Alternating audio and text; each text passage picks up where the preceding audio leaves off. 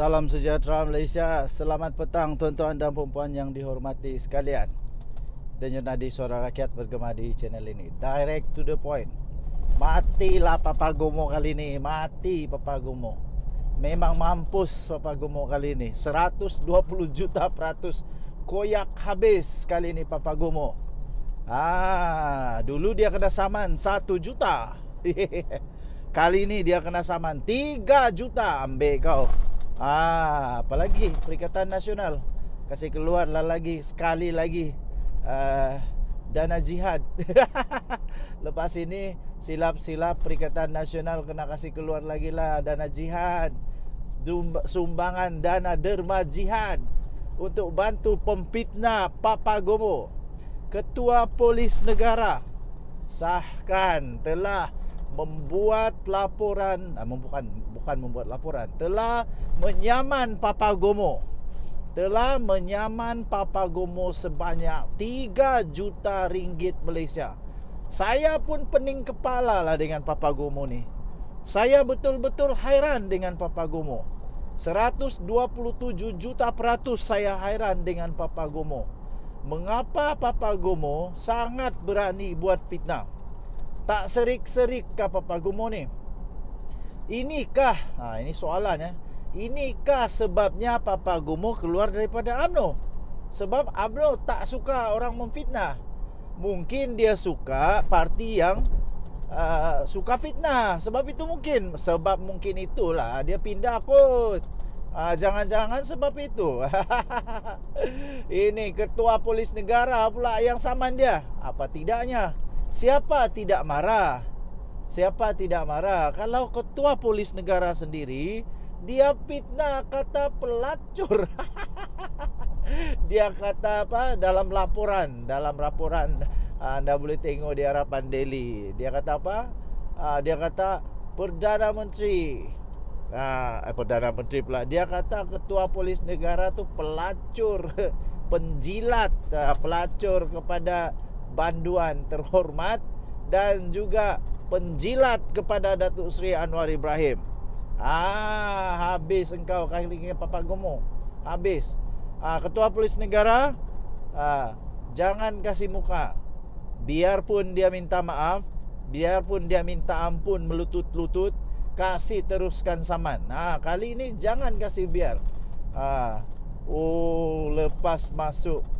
Lepas masuk bergeng-geng dengan walaun, otak dia makin masuk angin, makin berani. Ketua Polis Negara pula tu, dia pergi fitnah. Ambil kau. Kali ini kita tengoklah, menangkah se-Azri ni? Menangkah Papa Gomo ni melawan Ketua Polis Negara? Papa Gomo, engkau kena sedar bahawa engkau tidak lagi bersama dengan orang berkuasa. Engkau bersama dengan loser sekarang. Bersama dengan loser paling loser di Malaysia. Cakap lebih je. Kali ini habis Papa Gomo. Saya sangat menyokong tindakan daripada Ketua Polis Negara ini untuk menyaman Papa Gomo supaya Papa Gomo dapat bertaubat cepat-cepat. Bukan bertaubat, tapi bertaubat, supaya Papa Gomo dapat bertaubat. Jangan sampai tak sempat bertaubat, jangan sampai tak sempat nak bertaubat, lepas itu dah masuk dalam tanah. Itu lagi teruk. Lebih baik dia kena di dunia ini, minta maaf, minta ampun, diampuni, baru dia masuk dalam tanah. Kalau sudahlah kena penjara kah, kena saman kah, lepas tu masuk dalam tanah, masuk pula di kalangan orang-orang yang kepanasan, habis. Memang checkmate habis Papa Gomo. Memang checkmate habis. Jadi nak kata apa lagi? Nak kesian pun susah. Nak kata padan muka ajalah. Padan muka lah Papa Gomo. Kerana mulut badan binasa. Kerana mulut badan binasa. Tahniahlah diucapkan kepada Papa Gomo yang tidak lama lagi akan menjadikan ketua polis negara jadi jutawan. Wih, tahniah, tahniah, tahniah. Lepas ini jangan pula walaun-walaun mempersoalkan kenapa ketua polis negara tiba-tiba jadi jutawan. Dah tahu dah. Ketua polis negara akan jadi jutawan kalau dia menang kes kepada Papa Gomo. Denyut Nadi Suara Rakyat bergema di channel ini. Jangan lupa tekan butang subscribe, like dan share. Bye-bye. Salam sejahtera Malaysia, Denyut Nadi Suara Rakyat bergema di channel ini. Saya terus terang. Tapi sebelum itu, anda wajib bersama-sama dalam video ini selama yang mungkin. Kerana ada satu perkara yang ingin kita bincang bersama-sama, yang kita bahas bersama-sama. Perkara ini tentang politik di negara Malaysia, terutamanya tentang DAP, Lim Guan Ling, Lim Kit Siang, Teresa Kok, Hanayo, dan juga PKR, Anwar Ibrahim, Rafizi Ramli, dan ramai lagi. Tapi sebelum itu saya ingin ucapkan selamat menyambut Hari Natal dan Tahun Baru kepada semua rakyat Malaysia yang beragama Kristian yang menyambut Hari Natal. Dan bagi semua rakyat Malaysia yang menyambut Tahun Baru tahun 2025. Pastinya kita gembira bersama dengan keluarga. Okey. So, video saya beberapa hari ini yang paling viral, yang dapat menerima tontonan paling ramai, paling banyak view untuk beberapa hari ini, yang mengejutkan saya adalah dua perkara. Pertama, DAP keluar kerajaan. Itu satu pertanyaan dan satu pembuka minda. Rupanya ramai orang yang suka tonton, nak tengok, mahu ambil pengetahuan, ya, mau tahu betulkah DAP keluar dari kerajaan. Sebenarnya tidak. Itu satu pertanyaan. Adakah anda setuju kalau DAP keluar kerajaan? Ramai yang memberi pendapat bahawa PKR tidak memerlukan DAP. Pada masa yang sama, ramai juga orang memberikan komen, DAP pun tidak perlukan PKR. DAP sudah cukup kuat untuk berdiri sendiri sama ada menjadi pembangkang ataupun di dalam kerajaan. Memang DAP, kita tidak dapat nafikan, DAP tidak akan dapat membentuk kerajaan di Malaysia secara bersendirian. Itu pasti. Tidak mungkin DAP boleh memerintah bersendirian di Malaysia. Tidak mungkin. Kecuali dia ada satu gagasan, satu persahabatan, satu kerjasama, satu ikatan dengan mana-mana parti politik. Dan jangan lupa, DAP pernah juga bekerjasama dengan banyak parti politik. Termasuklah PAS. Tetapi tidak berjaya untuk menjadi kerajaan pada ketika itu. Ternyata DAP dan PAS tidak boleh bersama-sama di dalam kerajaan. Tidak boleh. Jadi betul lah kata orang, DAP dan PAS tidak akan bersama-sama dalam kerajaan. Ya. Okey, oleh itu DAP sama ada dia di dalam kerajaan atau di luar daripada kerajaan, DAP tetap akan menjadi parti politik yang cukup relevan, cukup penting di negara Malaysia. Sama ada dia jadi kerajaan atau dia menjadi semak dan imbang untuk kerajaan Malaysia. Makna kata, DAP ni, parti DAP adalah parti yang sangat penting di Malaysia. Sangat penting di Malaysia untuk menjadi semak dan imbang kepada perlembagaan negara Malaysia, kedaulatan perlembagaan kita, untuk sentiasa menjaga apa yang sudah termaktub di dalam perlembagaan. Termasuklah untuk menjaga keharmonian negara Malaysia bersatu. Kedua, untuk menjaga kedaulatan agama Islam dan juga Raja-Raja Melayu. Kepentingan, keutamaan di dalam kontrak sosial negara Malaysia sangat penting ada DAP. Ya, sangat penting ada DAP. Jadi tuan-tuan dan puan, persoalan tentang sama ada DAP keluar atau tidak daripada kerajaan itu tidak penting. Itu tidak penting.